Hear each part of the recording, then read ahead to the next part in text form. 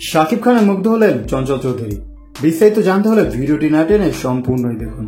প্রথমবারের মতো বড় পর্দায় একসঙ্গে অভিনয় করছেন শাকিব খান ও চঞ্চল চৌধুরী। সিনেমার নাম তুফান। রায়হান রাফি পরিচালিত শুটিং চলছে কলকাতায়। সম্প্রতি শাকিব খানের সঙ্গে তোলা একটি ছবি নিজের ফেসবুকে পোস্ট করেন চঞ্চল চৌধুরী। ছবিটির ক্যাপশনে তিনি লেখেন, ভয় নাই, প্রচন্ড গরমে আমরা ঠান্ডা থাকি।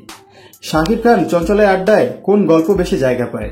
সাংবাদিকদের এমন প্রশ্নের জবাবে চঞ্চল বলেন, আমরা দুজনেই সিনেমার মানুষ, কাজেই শাকিব খান আর আমি আড্ডায় বসলে সিনেমা নিয়েই বেশি কথা বলি।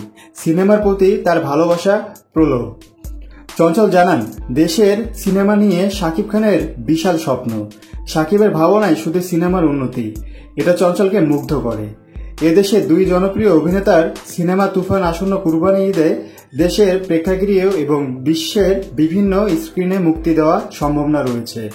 সো ভিউয়ার্স, চঞ্চল চৌধুরীর এই মন্তব্য নিয়ে আপনাদের কি মতামত অবশ্যই কমেন্ট করে জানাবেন।